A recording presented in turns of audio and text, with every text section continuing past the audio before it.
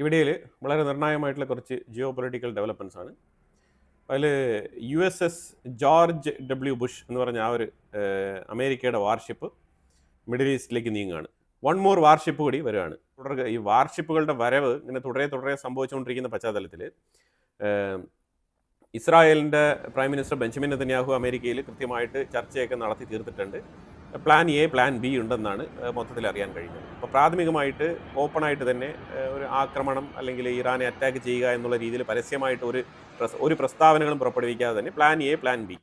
Plan A ഇറാനുമായിട്ട് negotiation നടന്നുകൊണ്ടിരിക്കുകയാണ്. അപ്പോൾ അത് നല്ല രീതിയിൽ പോയെങ്കിൽ പോട്ടെ, ഇല്ലാന്നുണ്ടെങ്കിൽ നമുക്ക് എന്താ വെച്ചാൽ ചെയ്യാം എന്ന് പറഞ്ഞ് തീരുമാനമെടുത്ത് പിരിഞ്ഞിരിക്കുകയാണ്. ഇതാണ് മൊത്തത്തിൽ പൊതുവിൽ മനസ്സിലാക്കാൻ പറ്റുന്നത്. അപ്പോൾ ഇസ്രായേലിന് വേണ്ട സെക്യൂരിറ്റി കൃത്യമായിട്ട് ഉറപ്പുവരുത്താൻ വേണ്ടിയിട്ട് USS ജോർജ് ഡബ്ല്യു ബുഷ് എന്ന് പറഞ്ഞ ഈ വാർഷിപ്പ് ഇസ്രായേലിൻ്റെ മെഡിറ്ററേനിയൻ സീ ആ ഏരിയയിലേക്കാണ് വരുന്നത്. നിലവിൽ ഇസ്രായേലിന് പ്രൊട്ടക്ട് ചെയ്യാൻ വേണ്ടിയിട്ട് ഡിസ്ട്രോയേഴ്സ് അവിടെ ഉണ്ട്. അപ്പോൾ അതുപോലെ തന്നെ ഇപ്പോൾ ഈ ജോർജ് ഡബ്ല്യു ബുഷ് വന്നു കഴിഞ്ഞാൽ അതും കൂടി ഇസ്രായേലിൻ്റെ സൈഡിൽ ഹാൾട്ട് ചെയ്യും എന്നാണ് പറയുന്നത്. ഇപ്പം നമ്മൾ ഈ കപ്പലിൻ്റെ ഒരു അണ്ടർസ്റ്റാൻഡിങ്ങിന് വേണ്ടിയിട്ട് ഞാനൊരു മാപ്പ് കൊടുക്കാം. ഇതിൽ അമേരിക്കയുടെ സൈഡിൽ ബ്രിക്ക് റെഡ് കളറിൽ കിടക്കുന്ന വാർഷിപ്പുകളെല്ലാം തന്നെ മെയിൻ്റനൻസിൽ കിടക്കുന്നതാണ്. അതെല്ലാം ആവശ്യം വന്നാൽ മാത്രം, അത്യാവശ്യ ഘട്ടത്തിൽ മാത്രമേ അത് പോവുള്ളൂ. അതിലുപരിയായിട്ട് 1, 12 എന്ന് പറഞ്ഞ 2 ഷിപ്പുകൾ ഇവിടെ കാണാൻ കഴിയുന്നുണ്ട്. അതിലൊന്ന് ജോർജ് ഡബ്ല്യു ബുഷാണ്. അത് ഓൾറെഡി നീങ്ങി തുടങ്ങി എന്നാണ് മനസ്സിലാക്കാൻ പറ്റുന്നത്. അതിലുപരിയായിട്ട് ഇപ്പുറത്തെ സൈഡിൽ, ഏഷ്യൻ സൈഡിൽ നോക്കിക്കഴിഞ്ഞാൽ സൗത്ത് ചൈന സീ ആ ഭാഗത്ത്, ജപ്പാൻ്റെ ആ ഒരു കോർണർ, ആ ഏരിയയിലായിട്ട് 2 വാർഷിപ്പുകൾ കാണാൻ കഴിയുന്നുണ്ട്. ആ രണ്ടും കൂടി മിഡിൽ ഈസ്റ്റിലേക്ക് മൂവ് ചെയ്യുന്നുണ്ട്. അപ്പോൾ ഇതാണ് കപ്പലിൻ്റെ മൂവിങ്സിനെ കുറിച്ചുള്ള ഒരു ചാർട്ട്. അപ്പോൾ ഇതെല്ലാം തന്നെ അപ്പോൾ ഇതിൽ മിക്കവാറും അപ്പോൾ ഇതിനകത്ത് നിങ്ങൾ മേജറായിട്ടുള്ള വാർഷിപ്പുകളെല്ലാം തന്നെ ഇറാൻ്റെ തൊട്ടടുത്ത് തന്നെ കിടപ്പുണ്ട്. അതായത് വിത്തിൻ 1 or 2 ഡേയ്സിൽ ഇറാൻ്റെ അടുത്ത് എത്താൻ പറ്റുന്ന ഡിസ്റ്റൻസിലാണ് ഈ മറ്റുള്ള ഏഷ്യൻ സൈഡിലുള്ള വാർഷിപ്പുകളൊക്കെ പൊസിഷൻ ചെയ്തിരിക്കുന്നത്. ഇതിൽ ഈ സൗത്ത് ചൈന സീയിൽ മാർക്ക് ചെയ്തിരിക്കുന്നത് വാർഷിപ്പ് നമ്പർ 3, അതേപോലെ വാർഷിപ്പ് നമ്പർ 13 ആണ്. ഇത് രണ്ടുമാണ് സൗത്ത് ചൈന സീയുടെ സൈഡിലുള്ളത്. ചൈനയിൽ ഷാങ്ഹായ് എന്ന് പറഞ്ഞ ആ ഒരു നഗരത്തിൽ മെട്രോ പണിക്കിടയിൽ, മെട്രോ പണിയാൻ വേണ്ടിയിട്ട് അണ്ടർഗ്രൗണ്ട് മെട്രോ അവർ പണിതുകൊണ്ടിരിക്കുകയാണ്. അപ്പോൾ അതിന്റെ ഭാഗമായിട്ട് അണ്ടർഗ്രൗണ്ടിലൂടെ ഇവർ തുരങ്കമെടുത്ത് മുന്നോട്ട് പൊയ്ക്കൊണ്ടിരിക്കുന്ന സാഹചര്യത്തിൽ ഉണ്ടായിരുന്ന റോഡ് ഇടിഞ്ഞ് പൊളിഞ്ഞ് താഴോട്ട് പോകുന്ന ഒരു അവസ്ഥയാണ്. ശരിക്കും ഒരു അപകടമാണ്. അപകടം മീൻസ് ഇവർ കൃത്യം ചൈന കൺസ്ട്രക്ഷൻ മേഖലയിൽ വളരെയധികം പ്രാവീണ്യം ലഭിച്ച ആൾക്കാർ തന്നെയാണ്. പക്ഷേ ചില സമയത്ത് ഇങ്ങനെ അബദ്ധങ്ങൾ സംഭവിക്കും. ഈ മെഷീനാണല്ലോ ചൈനയിൽ ഏറ്റവും കൂടുതൽ ഉപയോഗിക്കുന്നത്. ഈ വലിയ മെഷീൻ ഭൂമിക്കടിയിലൂടെ ഇങ്ങനെ തുരന്നു പോകുന്ന സമയത്ത് ആ മെഷീൻ്റെ പ്രകമ്പനം കൊണ്ടോ ഇപ്പം എന്തെങ്കിലും എന്തെങ്കിലും വലിയ റോക്ക് മെറ്റീരിയൽ അവിടെ ഉണ്ടായിരുന്നിട്ട് അത് മൊത്തത്തിൽ ഇടിഞ്ഞ് താഴോട്ട് പോയതായിട്ടോ ആണ് മനസ്സിലാക്കാൻ പറ്റുന്നത്. അപ്പോൾ ഈ റോഡ് പൊളിഞ്ഞ് താഴോട്ട് പോയിട്ടുണ്ട്. അങ്ങനെ ഒരു വലിയ അപകടമാണ് ചൈനയിൽ ഷാങ്ഹായിൽ സംഭവിച്ചിരിക്കുന്നത്. ഇന്ത്യക്കുള്ളിൽ കഴിഞ്ഞ വർഷം സംഭവിച്ച എയർ ഇന്ത്യയുടെ ഒരു അപകടം ഉണ്ടല്ലോ, എയർ ഇന്ത്യ 171 എന്ന് പറഞ്ഞിട്ടുള്ള ഡ്രീം ലൈനർ വിമാനത്തിൻ്റെ അപകടം. അത് പൈലറ്റ് മനഃപൂർവ്വം സ്വിച്ച് ഓഫ് ചെയ്തതാണെന്നുള്ള ഒരു ഫേക്ക് ന്യൂസ് ഇന്ത്യക്കുള്ളിൽ പരക്കെ അടിച്ചിറക്കിയിട്ടുണ്ട്. ഇന്ത്യക്കുള്ളിൽ മാത്രമല്ല, ആഗോളതലത്തിൽ അടിച്ചിറക്കിയിട്ടുണ്ട്. ഒരു ഇറ്റാലിയൻ മാധ്യമമാണ് ഇത് ആദ്യം പ്രസിദ്ധീകരിച്ചത്. ഇത് ഇറ്റാലിയൻ മാധ്യമത്തിന് ആരോ പൈസ കൊടുത്ത് പെയ്ഡ് വേർഷനായിട്ട് പബ്ലിഷ് ചെയ്ത വാർത്തയാണോ എന്നൊരു ഡൗട്ടുണ്ട്. കാരണം തുർക്കി പറഞ്ഞതായിട്ടാണ് ഇറ്റാലിയൻ മാധ്യമം ക്ലെയിം ചെയ്യുന്നത്. അതായത് അമേരിക്കയിൽ ഇതുമായിട്ട് ബന്ധപ്പെട്ട്, ഈ ഡ്രീം ലൈനർ വിമാനത്തിൻ്റെ അപകടവുമായിട്ട് ബന്ധപ്പെട്ട് പഠനം നടത്തിക്കൊണ്ടിരിക്കുന്ന ആൾക്കാർ, അവരുടെ പക്കൽ നിന്നും ഈ ഡ്രീം ലൈൻ വിമാനത്തിൻ്റെ സ്വിച്ച് അങ്ങനെ തനിയെ ഓഫ് ആവില്ല, ഇത് പർപ്പസ്ഫുള്ളി പൈലറ്റ് തന്നെ ഓഫ് ചെയ്തതാവാനാണ് സാധ്യത എന്നുള്ള നിലയിൽ ഇന്ത്യൻ പൈലറ്റിന് മേളിൽ കുറ്റം ചുമത്തിക്കൊണ്ട് ബോയിങ് വിമാനത്തിന്റെ കച്ചവടം പൊടിപൊടിപ്പിക്കാൻ വേണ്ടിയിട്ടുള്ള ഒരു ഏർപ്പാടാണ് നടക്കുന്നത്. കാരണം ആഗോളതലത്തിൽ ട്രംപ് ബോയിങ് വിമാനം പല രാജ്യങ്ങളിലും പ്രൊമോട്ട് ചെയ്തിട്ടുണ്ട്. ട്രംപ് അതിന്റെ പേഴ്സണൽ പ്രൊമോട്ടർ കൂടിയാണ്, ബ്രാൻഡ് അംബാസഡറാണ് ബോയിങ്ങിന്റെ. ഞാൻ ബ്രാൻഡ് അംബാസഡർ എന്ന് വെച്ചാൽ ഒഫീഷ്യലി അല്ല, അൺഒഫീഷ്യൽ ബ്രാൻഡ് അംബാസഡറാണ്. ബോയിങ് വിമാനം വിറ്റ് പോകുമ്പോഴത്തേക്കും അയാൾക്ക് കമ്മീഷൻ വരുന്നതാണ് അറിയാൻ കഴിയുന്നത്. ഖത്തർ, കുവൈറ്റ്, സൗദി അറേബ്യ, അങ്ങനെ പല രാജ്യങ്ങളുമായിട്ട് ബോയിങ്ങിന് കരാർ ഒപ്പിച്ചു കൊടുത്തിട്ടുണ്ട് ട്രംപ്. എവിടെയൊക്കെ മീറ്റിങ്ങിന് പോകുന്നുണ്ട് അവിടെയൊക്കെ ബോയിങ്ങിനെയും കൊണ്ടുപോകുന്നുണ്ട്. അതുകൊണ്ട് പറഞ്ഞതേ ഉള്ളൂ. അപ്പം അപ്പോൾ ഈ ബോയിങ് വിമാനത്തിനെ എങ്ങനെയെങ്കിലും വെളുപ്പിച്ചെടുക്കാനുള്ള തത്രപ്പാടിൽ എങ്ങനെയെങ്കിലും ഇന്ത്യൻ പൈലറ്റിന്റെ മേളിൽ ഈ കുറ്റം അങ്ങ് ചുമത്തി കഴിഞ്ഞാൽ വളരെ എളുപ്പമായി കാര്യങ്ങൾ. അപ്പോൾ ആ രീതിയിൽ പ്രൊപ്പഗണ്ടയാണ്. തുർക്കിയിലുള്ള ഒരു മാധ്യമം ഇതിനെക്കുറിച്ച് പറഞ്ഞതായിട്ട്, അതായത് ഇതിനെക്കുറിച്ചുള്ള അന്വേഷണം നടക്കുന്നത് ഇന്ത്യയിലാണ്. IAAB എന്ന് പറഞ്ഞ ഇന്ത്യൻ എയർക്രാഫ്റ്റ് ആക്സിഡന്റ് ബ്യൂറോയാണ് ഇതുമായിട്ട് ബന്ധപ്പെട്ട അന്വേഷണം നടത്തിക്കൊണ്ടിരിക്കുന്നത്. അതിൻ്റെ ഇടയ്ക്ക് തുർക്കിക്ക് എവിടെ നിന്ന് ഇൻഫർമേഷൻ കിട്ടി? അമേരിക്കയിൽ നിന്ന് ഇൻഫർമേഷൻ കിട്ടിയോ? തുർക്കി അമേരിക്കയിൽ നിന്ന് ഇൻഫർമേഷൻ കിട്ടി എന്ന് പറഞ്ഞിട്ട് ഇറ്റാലിയൻ മാധ്യമം ത്രൂ ഗ്ലോബലി പബ്ലിഷ് ചെയ്തിരിക്കുകയാണ്. ഇതാണ് മനസ്സിലാക്കേണ്ടത്. അപ്പോൾ അതായത് ഇതൊക്കെ വലിയ അജണ്ടയാണ്. ഈ ഗ്ലോബൽ മാധ്യമങ്ങളുടെ പ്രൊപ്പഗണ്ട ഇങ്ങനെയാണ് മൊത്തത്തിൽ നടപ്പിലാകുന്നത്. ഇത് ഇന്ത്യൻ പൈലറ്റിന് മേളിൽ ഈ കുറ്റം ആരോപിച്ചു കഴിഞ്ഞാൽ എന്താണ് ഗുണം? ഒരു ബോയിങ് കമ്പനി ഉൽപ്പാദിപ്പിക്കുന്ന ഫ്ലൈറ്റുകൾക്ക് ഒരു കുറവുമില്ല, ഒരു കേടുപാടുമില്ല, അത് നല്ലതാണെന്നുള്ള സർട്ടിഫിക്കേഷനാണ് അവർ കൊടുക്കുന്നത്. അതിനോടൊപ്പം ഇന്ത്യൻ പൈലറ്റുമാർ ശരിയല്ല, അവരുടെ പൈലറ്റിന്റെ മാനസികാവസ്ഥ ശരിയല്ല. ഇന്ത്യക്കുള്ളിൽ ടൂറിസ്റ്റായിട്ട് പോകുന്ന ആൾക്കാർ ശ്രദ്ധിക്കണം. കാരണം അവർ പൈലറ്റുമാരിങ്ങനെ മനഃപൂർവ്വം സ്വിച്ച് ഓഫ് ചെയ്ത് കളയും. ഇങ്ങനെയുള്ള റോങ് മെസ്സേജാണ് കൊടുക്കാൻ ശ്രമിക്കുന്നത്. പക്ഷേ ഇത് മനസ്സിലാക്കാത്ത പല മാധ്യമങ്ങളും ഈ വാർത്ത അതേപടി തന്നെ തൊണ്ട തൊടാതെ വിഴുങ്ങി ഇന്ത്യക്കുള്ളിൽ ഉൾപ്പെടെ ആഗോളതലത്തിൽ തന്നെ അങ്ങ് അടിച്ചിറക്കിക്കൊണ്ടിരിക്കുകയാണ്. ഒരു വാർത്ത വായിക്കുമ്പോൾ കൃത്യമായിട്ട് അത് മനസ്സിലാക്കണം. ആ വാർത്ത എന്താണ് സംസാരിക്കുന്നത്, ആ വാർത്തയുടെ സ്വഭാവം എന്താണ്, ആ വാർത്തയുടെ നേച്ചർ എന്താണ്, ആ വാർത്ത എന്ത് അടിസ്ഥാനത്തിലാണ് ഇറക്കിയിരിക്കുന്നത്, ഇതെല്ലാം നമ്മൾ പരിശോധിച്ചിട്ട് വേണം വാർത്ത പബ്ലിഷ് ചെയ്യാൻ. അല്ലാന്നുണ്ടെങ്കിൽ നമുക്ക് തന്നെ തിരിച്ച് പണി കിട്ടും. ഇറാനുമായിട്ട് ബന്ധപ്പെട്ട വിഷയത്തിൽ നോക്കിക്കഴിഞ്ഞാൽ ആയത്തുൽ അലി ഖമൈനി ഇന്നലെ സെലിബ്രേഷൻ നടന്നപ്പോഴൊന്നും പുറത്തു വന്നിട്ടില്ല. ബങ്കറിൻ്റെ ഉള്ളിൽ തന്നെയാണ്. ബങ്കറാണോ അല്ലെങ്കിൽ കുറച്ച് എക്സ്ട്രോർഡിനറി ബങ്കറാണോ നമുക്കറിയില്ല. അങ്ങനെ ഒരു പ്രസ്താവന പുറത്തിറക്കിയിട്ടുണ്ട് ഇന്ന്. അതായത് ഇന്നലെ എൻ്റെ ക്ഷണം സ്വീകരിച്ച് വന്ന് ഒത്തുചേർന്ന് ഈ 47ാമത് IRGC ആനിവേഴ്സറി സെലിബ്രേറ്റ് ചെയ്ത രാജ്യത്തൊട്ടാകെയുള്ള IRGC അനുഭാവികൾക്കും രാജ്യത്തുള്ള ജനങ്ങൾക്കും നന്ദി അറിയിച്ചുകൊണ്ടുള്ള പ്രസ്താവനയാണ് പുള്ളിക്കാരൻ പുറത്തിറക്കിയത്. പക്ഷേ ഇപ്പോഴും സീക്രട്ട് ആയിട്ടുള്ള ഒരു റൂമിൽ ഇരുന്നുകൊണ്ട് തന്നെയാണ് ഈ ഒരു പ്രസ്താവന പുറത്തിറക്കിയിരിക്കുന്നത്. ഇതെല്ലാം തന്നെ സൂചിപ്പിക്കുന്നത് ശരിക്കും ഇറാനും അമേരിക്കയും തമ്മിൽ നിലനിൽക്കുന്ന ഈ ഒരു റൈവൽറി സിറ്റുവേഷൻ തന്നെയാണ്. ഇപ്പോഴും ടെൻഷൻ തന്നെയാണ്. ആകെ അമേരിക്ക അലട്ടുന്ന ഒരേ ഒരു പ്രശ്നം ഈ സ്ട്രേറ്റ് ഓഫ് ഹോർമോസ്. ഈ സ്ട്രേറ്റ് ഓഫ് ഹോർമോസ് നമ്മളിങ്ങനെ വെറുതെ പറയുന്നെങ്കിലും ഈ ഹോർമോസ് കടലെടുക്ക് ബുദ്ധിമുട്ട്, ഈ ഹോർമോസ് കടലെടുക്കിലുള്ള ചരക്ക് നീക്കം നിലച്ചു കഴിഞ്ഞാൽ ഇന്ത്യക്ക് വലിയ നഷ്ടമുണ്ടാവും എന്നുള്ളത് ഒരു യാഥാർത്ഥ്യം കൂടിയാണ്. ആ ഒരു യാഥാർത്ഥ്യം കൂടി നമ്മൾ ഓർത്തുകൊണ്ട് വേണം ഇറാൻ അമേരിക്ക യുദ്ധത്തിനെ നോക്കിക്കാണാൻ. കാരണം ചൈനയ്ക്കെങ്കിലും പൈപ്പ് ലൈൻ ഉണ്ട് ഓയിലും ഗ്യാസൊക്കെ വാങ്ങിക്കാൻ. പക്ഷേ ഇന്ത്യയെ സംബന്ധിച്ചിടത്തോളം നമുക്ക് സ്ട്രേറ്റ് ഓഫ് ഹോർമോസ് വളരെ വളരെ ഇമ്പോർട്ടൻ്റ് ആണ്. അപ്പോൾ ഈ സാഹചര്യത്തിൽ അമേരിക്കയിൽ നെതന്യാഹുവും ട്രംപും സംസാരിച്ച് ചായയൊക്കെ കുടിച്ച് പിരിഞ്ഞ സ്ഥിതിക്ക് പെട്ടെന്ന് ഗ്രാസി, ഓർമ്മയുണ്ടല്ലോ ഗ്രാസി, കഴിഞ്ഞ ഇസ്രായേൽ ഇറാൻ യുദ്ധത്തിൻ്റെ സമയത്ത് നമ്മൾ ഒരുപാട് ഉപയോഗിച്ചിട്ടുള്ള പേരാണ് ഗ്രാസി. IAEA ഇല്ലേ, ഇന്റർനാഷണൽ ആറ്റമിക് എനർജി ഏജൻസി, ആ ഏജൻസിയുടെ തലപ്പത്തിരിക്കുന്ന വ്യക്തിയാണ് ഗ്രാസി. പറഞ്ഞിരിക്കുന്നത് ഇറാന്റെ കയ്യിലുള്ള എൻറിച്ച്ഡ് യുറേനിയം വെച്ചിട്ട്, അതായത് ഞങ്ങളുടെ കണ്ടെത്തൽ പ്രകാരം IAEAയുടെ കണ്ടെത്തൽ അനുസരിച്ച് ഇറാന്റെ പക്കലുള്ള എൻറിച്ച്ഡ് യുറേനിയം വെച്ചിട്ട് ഏതാണ്ട് ഡസൻസ് ഓഫ് ന്യൂക്ലിയർ ബോംബ് ഉണ്ടാക്കാനുള്ള കപ്പാസിറ്റി അവർക്കുണ്ട്. അവർ ഓൾറെഡി ഈ ബോംബ് ഉണ്ടാക്കി വെച്ചിട്ടുണ്ടോ എന്നുള്ളതിനെ കുറിച്ച് പോലും നമുക്ക് ഡൗട്ട് ഉണ്ട് എന്ന സ്റ്റേറ്റ്മെന്റ് വീണ്ടും പുറപ്പെടുവിച്ചിരിക്കുകയാണ്. അതായത് എല്ലാ യുദ്ധം തുടങ്ങുന്നതിന് മുമ്പും ഒഫീഷ്യലി ചില ആൾക്കാരെ കൊണ്ട് ചില പ്രസ്താവനകൾ ഇറക്കുക എന്നുള്ളത് ഒരു കീഴ്വഴക്കമാണ്.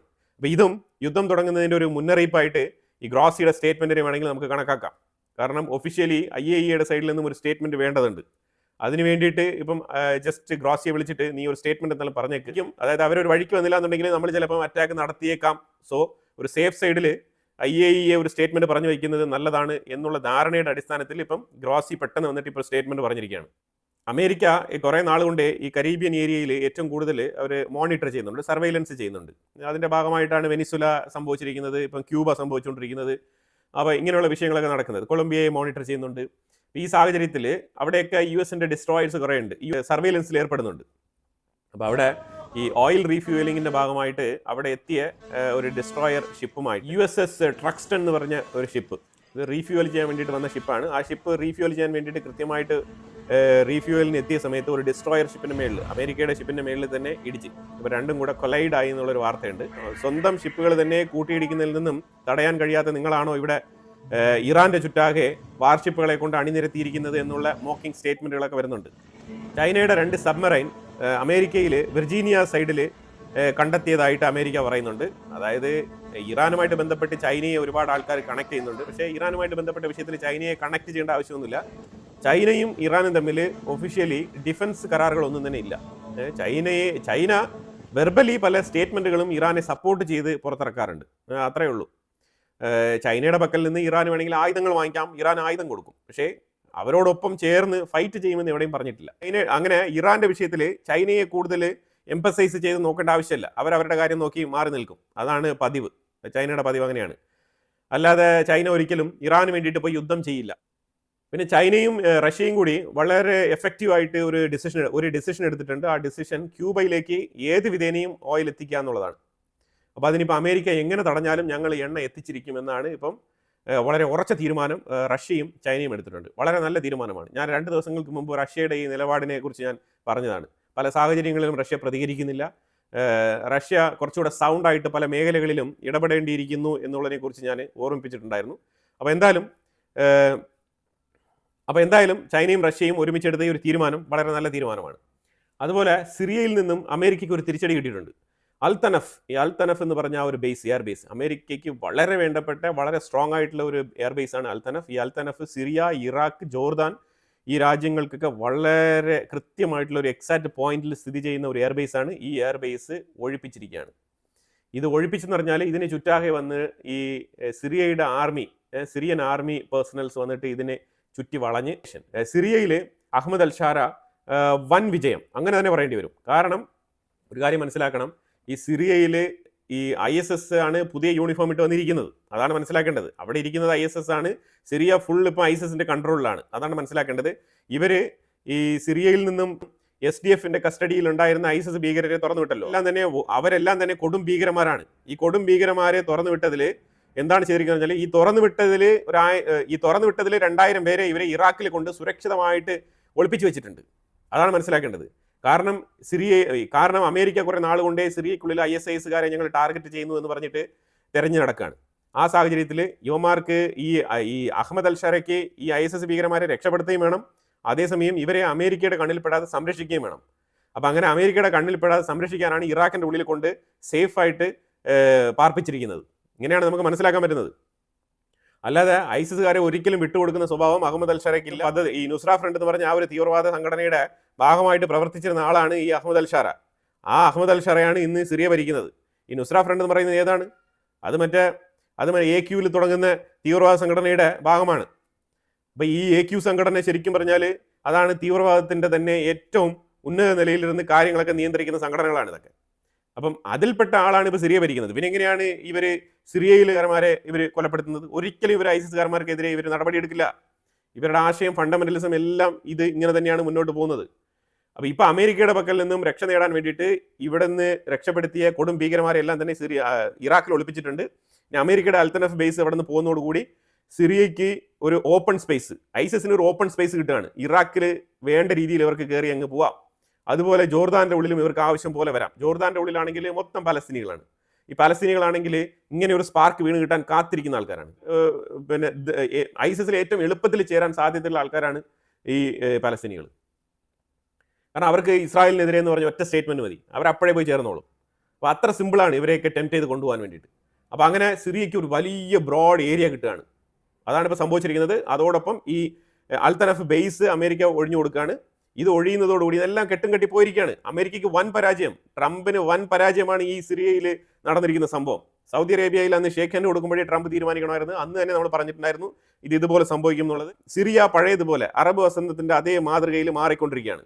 ഇനി അവിടെ നിന്നുള്ള മൈനോറിറ്റികൾ ഓടി രക്ഷപ്പെട്ടാൽ അവർക്ക് രക്ഷ, ഇല്ലാന്നുണ്ടെങ്കിൽ തീർത്ത് കളയും. ഉറപ്പാണ്, 100% ഉറപ്പുള്ള കാര്യമാണ്. ഞാനിപ്പോൾ ഈ സിറിയയിലെ ISISനെ കുറിച്ച് ഇത്രയും കൃത്യമായിട്ട് പറയാനുള്ള കാരണം, ഞാൻ ഇതുമായിട്ട് ബന്ധപ്പെട്ട് സ്പെഷ്യലായിട്ട് ഞാനൊരു വീഡിയോ ചെയ്യാം. അതായത് പണ്ട് ഈ തീവ്രവാദികൾ എവിടെയൊക്കെ ഉണ്ടായിരുന്നു, യുവമാരൊക്കെ ഇപ്പോൾ എവിടെയാണെന്നുള്ളതും കൂടി ഞാൻ അതിൽ പറയാം. അത് ഞാൻ ഇൻസൈറ്റ്സ് മലയാളം ഗ്ലോബലിലെ വീഡിയോ അപ്ലോഡ് ചെയ്യാം. പറ്റുമെങ്കിൽ ഇന്ന് തന്നെ അപ്ലോഡ് ചെയ്യാം. വെനിസുലയുടെ പ്രസിഡന്റ് റോഡ്രിഗസ് അവർ ട്രംപിനെ ക്ഷണിച്ചിരിക്കുകയാണ്. ഇന്ന് അമേരിക്കയുടെ റെപ്രസെൻറ്റേറ്റീവ് വെനിസുല സന്ദർശിച്ചിട്ടുണ്ടായിരുന്നു. അവിടെ ഈ ഓയിൽ കമ്പനികളുമായിട്ട് ബന്ധപ്പെട്ട കരാറുകൾക്കെല്ലാം തന്നെ ധാരണയായിട്ടുണ്ട്. നിരവധി കരാറുകൾ ഒപ്പിട്ട് കൊടുത്തിട്ടുണ്ട്. അതിനോടൊപ്പം അവരൊരു നാടകം കൂടി ഇറക്കുന്നുണ്ട്. അതായത് നിക്കോളാസ് മദുറോവിനെ എങ്ങനെയെങ്കിലും റിലീസ് ചെയ്യണം എന്നൊക്കെ പറയുന്നുണ്ട്. അമേരിക്കൻ പ്രതിനിധി അവിടെ നിന്ന് പോയതിനു ശേഷം ഈ റോഡ്രിഗസ് വെറുതെ പൊതുജനങ്ങളെ അഭിസംബോധന ചെയ്യുമ്പോഴത്തേക്കും പറയുന്ന കാര്യങ്ങളാണ് ഇതൊക്കെ. അല്ല, പത്രസമ്മേളനത്തിൽ പറയുന്നതാണ് ഇതൊക്കെ. അല്ലാതെ അവർ ഒരിക്കലും നിക്കോളാസ് മദുറോവിനെ വിചാരിച്ചുകൊണ്ട് അമേരിക്കയുമായിട്ടുള്ള ബന്ധങ്ങൾ വേണ്ട എന്നല്ല വെക്കുന്നത്. അമേരിക്കയുമായിട്ട് എല്ലാ കാര്യങ്ങൾക്കും സമ്പൂർണ്ണമായ രീതിയിൽ അടിയറവ് പറഞ്ഞുകൊണ്ട് മുന്നോട്ട് പോകുന്ന ഒരു സാഹചര്യമാണ് കാണാൻ കഴിയുന്നത്. അപ്പോൾ എന്തായാലും വെനിസുല ഓയിൽ മാർക്കറ്റിൽ എത്തുകയാണ്. അതിന് വേണ്ടിയിട്ടുള്ള കരാറുകൾക്ക് ഇന്ന് ധാരണയായിട്ടുണ്ട്. യൂറോപ്പ് ആണെങ്കിൽ ചൈനയെ അകറ്റി നിർത്താനുള്ള ഒരുപാട് പദ്ധതികളുമായിട്ട് വരികയാണ്. ആ പദ്ധതി എന്ന് പറഞ്ഞാൽ നമ്മൾ അമേരിക്കയെ പോലെ ചൈനയും നമ്മൾ കൂടുതൽ ഡിപ്പെൻഡ് ചെയ്യാൻ പാടില്ല എന്നുള്ളതാണ് അവരുടെ തീരുമാനം. അതിനോടൊപ്പം ഇറാന്റെ IRGCക്കെതിരെയും ഒരു നിലപാടെടുത്തിട്ടുണ്ട്. IRGC നമ്മൾ ബാൻ ചെയ്യണം, അവർക്കെതിരെ സാങ്ഷൻസ് കൊണ്ടുവരണം എന്നൊക്കെ പറയുന്നുണ്ട്. അപ്പോൾ ഇങ്ങനെ പല തീരുമാനങ്ങൾ എടുത്തെങ്കിലും യൂറോപ്യൻ യൂണിയന്റെ ഒരു പോരായ്മ എന്ന് പറഞ്ഞാൽ 524 പേര് IRGCയെ നിരോധിക്കാൻ വേണ്ടിയിട്ട് വോട്ട് രേഖപ്പെടുത്തി പോസിറ്റീവായിട്ട്. ഓക്കെ, നമുക്ക് നിരോധിച്ച് കളയാന്ന് പറഞ്ഞിട്ട്. പക്ഷേ 568 രാജ്യങ്ങൾ ആബ്സെന്റ് ആണ് ഈ വിഷയവുമായിട്ട് ബന്ധപ്പെട്ട്. പലരും അവിടെ ഇരുന്ന ആൾക്കാർ വരെ ചായ കുടിച്ചിട്ടാണെന്ന് പറഞ്ഞിട്ട് എണ്ണീറ്റ് പോയി ഈ വോട്ട് രേഖപ്പെടുത്താൻ മടി കാണിച്ചിട്ട്. ആകെ കൂടി 3 രാജ്യങ്ങൾ മാത്രമാണ് ഇതിനെ എതിർത്ത് വോട്ട് ചെയ്തത്. അല്ല, ഇറാന്റെ മേളിൽ IRGCയുടെ മേളിൽ അങ്ങനെ കൊണ്ടുവരണ്ട എന്ന് പറഞ്ഞിട്ട് വോട്ട് ചെയ്തത് ഓപ്പണായിട്ട്, പരസ്യമായിട്ട്. ബാക്കി 568 മെമ്പേഴ്സും ഒളിച്ചോടി എന്ന് വേണമെങ്കിൽ പറയാം. ഇതാണ് യൂറോപ്പിന്റെ പരാജയം. യൂറോപ്പ് എന്തുകൊണ്ടാണ് ഒരുമിച്ച് മുന്നോട്ട് പോകാൻ പറ്റാത്തതെന്ന് പറഞ്ഞാൽ ഇതുകൊണ്ടാണ്. ഇതേ യൂറോപ്യൻ യൂണിയനിൽപ്പെട്ട രാജ്യങ്ങളുടെ പ്രതിനിധികൾ ഇൻഡിവിജ്വലായിട്ട് സെപ്പറേറ്റ് ആയിട്ട് ചൈന വിസിറ്റ് ചെയ്യും. അവർക്ക് വേണ്ട സാധനങ്ങൾ അവിടെ നിന്ന് പർച്ചേസ് ചെയ്യും. ഇങ്ങനെ പല പരിപാടികൾ ഇവർ ചെയ്യും. ഇതുകൊണ്ടാണ് യൂറോപ്യൻ യൂണിയൻ ഇങ്ങനെ പരാജയപ്പെട്ടുകൊണ്ടിരിക്കുന്നത്. ഇവർ തമ്മിൽ തന്നെ ഒരു അണ്ടർസ്റ്റാൻഡിംഗ് ഇല്ല. അതാണ് പ്രധാനപ്പെട്ട പ്രശ്നം. ട്രംപ് അടുത്ത ഏപ്രിലിൽ ചൈന വിസിറ്റ് ചെയ്യാൻ പദ്ധതി ഇടുന്നുണ്ട്. അതുമായിട്ട് ബന്ധപ്പെട്ട് അനുനയ നീക്കങ്ങളൊക്കെ നടക്കുന്നുണ്ട്. അതിന്റെ പേരിലാണ് സ്കോട്ട് ബെസന്റ് ഒക്കെ ചൈനയുമായിട്ട് ഒരു ട്രേഡ് അഗ്രിമെന്റ് ഒക്കെ ഞങ്ങൾ വെക്കുമെന്നുള്ള പ്രസ്താവനയൊക്കെ പറഞ്ഞത്. അപ്പോൾ ഇതിനെ തുടർന്ന് തായ്വാന് കൊടുക്കേണ്ട മിലിറ്ററി എയ്ഡ്, ആയുധങ്ങൾ ഇപ്പോൾ കൊടുക്കുന്നില്ല എന്ന് പറഞ്ഞിട്ട് ട്രംപ് നിർത്തിവെച്ചിരിക്കുകയാണ്. അതിപ്പോൾ ഈ ആഴ്ച കൊടുക്കേണ്ടതാണ്, അതിപ്പോൾ കൊടുക്കുന്നില്ല. അല്ല, ഇത് ചൈന വിസിറ്റുമായിട്ട് ബന്ധപ്പെട്ട് ട്രംപ് എടുത്തിരിക്കുന്ന ഡിപ്ലോമാറ്റിക് തീരുമാനമാണോ? അതല്ല എന്നുണ്ടെങ്കിൽ തായ്വാൻ 2 ദിവസങ്ങൾക്ക് മുമ്പ് ഏതാണ്ട് 250 ബില്യൺ അമേരിക്കയിൽ ഇൻവെസ്റ്റ് ചെയ്തുകൊണ്ട് TSMC എന്ന് പറഞ്ഞ company, chip manufacturing company, 40% chip അമേരിക്കയിൽ ഉൽപ്പാദിപ്പിക്കാൻ വേണ്ടിയിട്ടുള്ള ഒരു ധാരണയുണ്ടായിരുന്നു.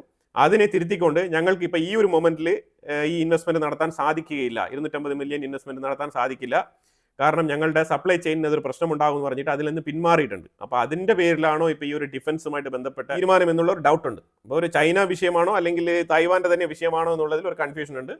തായ്വാന്റെ ഡിഫൻസ് സപ്പോർട്ട് ചെയ്യുന്നതിന് വേണ്ടിയിട്ട് ആയുധങ്ങൾ ഇറക്കി കൊടുക്കുന്ന വിഷയത്തിൽ ട്രംപ് ഇപ്പം കൊടുക്കണ്ട എന്നാണ് തീരുമാനം എടുത്തിരിക്കുന്നത്. അപ്പോൾ എന്തായാലും വളരെ നിർണായകമായിട്ടുള്ള കുറച്ച് വിഷയങ്ങളാണ് നമ്മൾ ഈ വീഡിയോയിൽ പങ്കുവച്ചത്. ഇതിനെക്കുറിച്ചുള്ള അഭിപ്രായങ്ങൾ കമന്റ് ബോക്സിൽ രേഖപ്പെടുത്തുക. കൂടുതൽ വാർത്തകളുമായിട്ട് അടുത്ത വീഡിയോയിൽ വരാം. Thank you so much.